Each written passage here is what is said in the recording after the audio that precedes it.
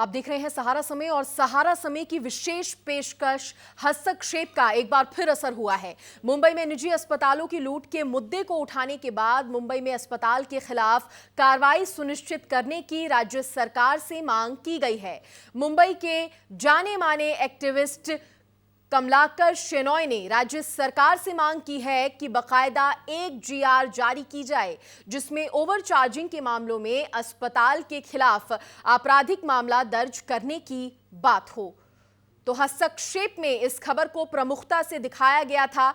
निजी अस्पतालों में जिस तरह से मनमाने तरीके से फीस वसूली जाती है, उस खबर को हस्तक्षेप में प्रमुखता से उठाया गया था और उसके बाद इस खबर पर संज्ञान सरकार की तरफ से लिया गया है।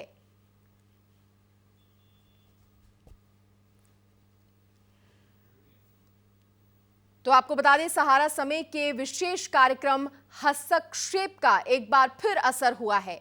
मुंबई में निजी अस्पतालों की लूट के मुद्दे को उठाने के बाद मुंबई में अस्पताल के खिलाफ कार्रवाई सुनिश्चित करने की राज्य सरकार से मांग की गई है। मुंबई के जाने माने एक्टिविस्ट कमलाकर शेनॉय ने राज्य सरकार से मांग की है कि बकायदा एक जीआर जारी की जाए जिसमें ओवरचार्जिंग के मामलों में अस्पताल के खिलाफ आपराधिक मामला दर्ज किया जाए। तो ये बड़ी खबर आपको बता रहे हैं। हस्तक्षेप में जो मुद्दा हमने उठाया था, अब उसका असर हुआ है। मेरा नाम कमलाकर शेनॉय, मैं बंबई का रहवासी हूँ।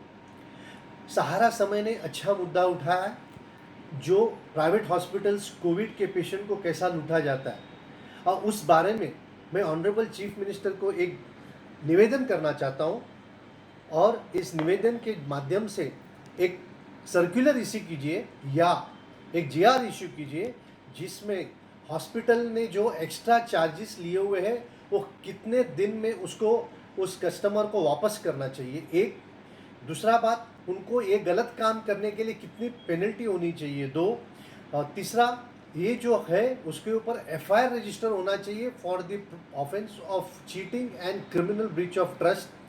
और ये जो काम है, जो कॉम्पिटेंट अथॉरिटी को पर्टिकुलर स्टिपुलेटेड दिनों के अंदर कंप्लीट करने का आदेश होना चाहिए।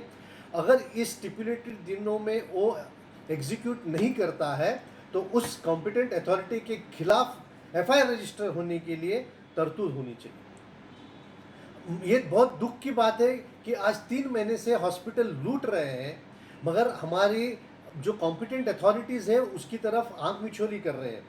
गए 10 दिन से 3 तारीख से मैं म्यूनसिपालिटी से ट्वीट पे बातें कर रहा हूँ, फेसबुक कर रहा हूँ, ईमेल भेज रहा हूँ, टेलीफोन कनेक्ट पे बातें कर रहा हूँ, मगर किसी ने भी जवाब नहीं दिया और उसके बारे में कोई भी जो डॉक्यूमेंट है उसको पब्लिक डोमेन में नहीं डाला है।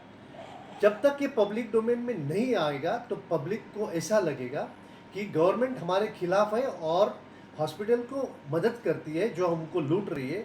इसके लिए मैं आप चीफ मिनिस्टर को हाथ जोड़ के विनती करता हूं कि इमीडिएटली ये जीआर इशू किया जाए और लोगों को ये कॉन्फिडेंस दिया जाए कि गवर्नमेंट पब्लिक के साथ में है, सिटीजन्स के साथ में है और वो हॉस्पिटल्स को गरीब लोगों को या सिटीजन्स को लूटने के लिए कोई भी सुविधा नहीं देगी। जय हिंद, जय महाराष्ट्र। और ज्यादा जानकारी देने के लिए संवाददाता राहुल अस्थाना हमारे साथ जुड़ गए हैं। राहुल, हालांकि हमने इस बड़े मुद्दे को हस्तक्षेप में भी उठाया था जिसके बाद एक्टिविस्ट ने इस पर जोर दिया है। क्या कुछ मांग उन्होंने सरकार से की है और कैसे इस मामले को आगे तक वो लेकर जा रहे हैं? देखिए, मैं सबसे पहले आपको बताना चाहूंगा कि हम मुंबई के अलग अलग जगहों पे जा रहे हैं, लोगों से बात कर रहे हैं, नेताओं की बात कर रहे हैं, समाज सेवकों की बात करें, एक्टिविस्ट की बात करें।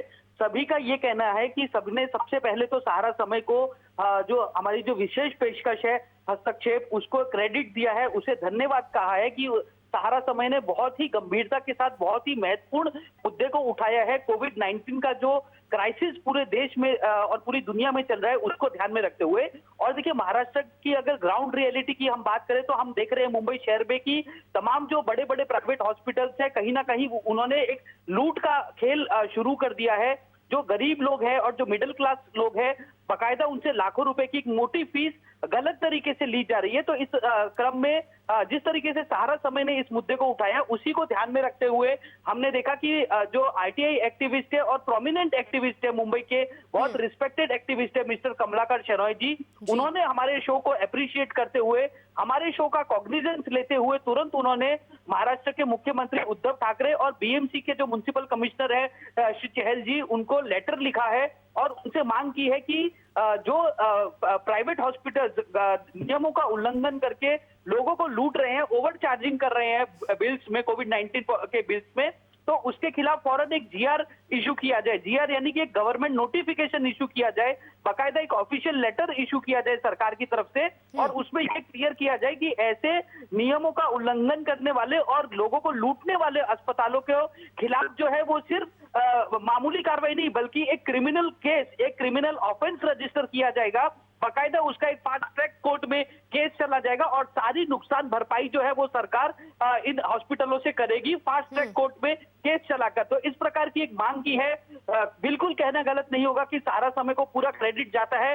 कोविड-19 के क्राइसिस में इतना महत्वपूर्ण जो मुद्दा, जो एक आम आदमी से जुड़ा हुआ है, लोगों के दिलों से जुड़ा हुआ है, उस क्राइसिस, उस मुद्दे को हमने सहारा समय पर उठाया। हमारी जो विशेष पेशकश है हस्तक्षेप, उसमें कल ही हमने देखा था कि तमाम जो पैनल पे लोग मौजूद थे उन सभी ने इस बात का समर्थन किया था और अब ये समर्थन हम मुंबई में भी देख रहे हैं। राहुल, कोशिशें हमारी तरफ से और एक्टिविस्ट की तरफ से तो की जा रही हैं, लेकिन अगर सरकार का रुख इस पर मैं जानना चाहूं तो सरकार की तरफ से कोई बयान सामने आया है या सरकार इस पूरे मामले को कैसे देख रही है?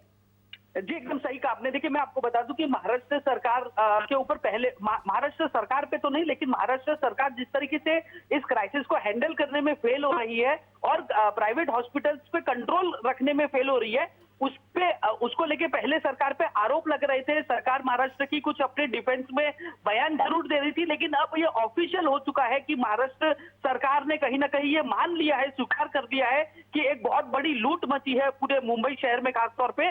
और इसी वजह से मैं आपको ये बताना चाहूंगा कि इस क्रम में, जैसे कि आपने सवाल पूछा, महाराष्ट्र सरकार ने कुल मिला के 5 सीनियर आईएएस ऑफिसर्स अपॉइंट किए हैं, जो कुल मिला के जो बड़े 33 हॉस्पिटल्स है जहां पर कोविड-19 का उपचार चल रहा है, उन हॉस्पिटल्स की फाइनेंशियल इन्वेस्टिगेशन की जाएगी। सारे बिल्स की रोज डेली बेसिस पे इन्वेस्टिगेशन की जाएगी कि कहीं ओवर चार्जिंग तो नहीं हो रही है। 80% बेड्स जो गवर्नमेंट के पास है, क्या वो बेड्स लोगों को मिल रहे हैं, और गवर्नमेंट ने जो रेट्स डिसाइड किए हैं क्या उतने ही रेट्स पे लोगों को उपचार मिल रहा है। इस क्रम में गवर्नमेंट ने आईएएस ऑफिसर अपॉइंट कर लिए, लेकिन जिस तरीके से कमलाकर शेनॉय जी ने जो मुद्दा उठाया वो उन्होंने ये कहा है कि एक जीआर यानी कि बाकायदा एक सर्कुलर इशू होना चाहिए और इस सर्कुलर को पब्लिक डोमेन में सर्कुलेट करना चाहिए ताकि एक आम आदमी के हाथ में ये सर्कुलर रहेगा। जी। और राहुल, कहीं ना कहीं जरूरत है जनता भी अपने उस अधिकार को समझ पाए, उन तमाम जरूरी बातों को समझ पाए ताकि ऐसे जो निजी अस्पताल है वो उनका शोषण ना कर पाए, ये भी बेहद जरूरी है। एकदम सही कहा आपने। देखिए अगर हम इस जो श्री कमलाकर शेनॉय जी ने जिस तरीके से सहारा समय की रिपोर्टिंग से इन्फ्लुएंस होकर एक बहुत ही सकारात्मक रूप से एक जो लेटर लिखा है महाराष्ट्र के मुख्यमंत्री और बीएमसी को, उसका जो एक बेसिक मोटिव जो है वो मोटिव यही है कि एक आम आदमी जो है जब उसके हाथ में, यानी कि एक सोशल प्लेटफॉर्म पे जब ये सर्कुलर रिलीज होगा और एक आम आदमी भी उसे अपने मोबाइल पे शेयर कर सकता है और देख सकता है, तो उसका एक कॉन्फिडेंस लेवल बढ़ेगा और वो फौरन जब वो ग्राउंड रियलिटी पर जाता है, यानी कि जब वो अस्पताल जाता है, तो उसकी मदद के लिए सर्कुलर उसके हाथ में रहेगा। तो ये बहुत मायने रखती है ये सारी बातें लोगों को एम्पावर करने के लिए, और यही सारा समय चाहता है कि अपनी रिपोर्टिंग के माध्यम से कि लोगों को ज्यादा से ज्यादा एम्पावरमेंट मिले। और इसी क्रम में कमलाकर शेनॉय जी का भी साफ कहना है कि एक ऑफिशियल जीआर फौरन इशू करके लोगों के बीच में सर्कुलेट महाराष्ट्र सरकार ने करना चाहिए। जी चलिए राहुल, बहुत शुक्रिया आपका खबर पर तमाम जानकारी देने के लिए, और हम उम्मीद करते हैं कि सरकार जल्द से जल्द इस तरफ कोई एक्शन ले और ऐसे निजी अस्पतालों के खिलाफ सख्त से सख्त कार्रवाई की जाए।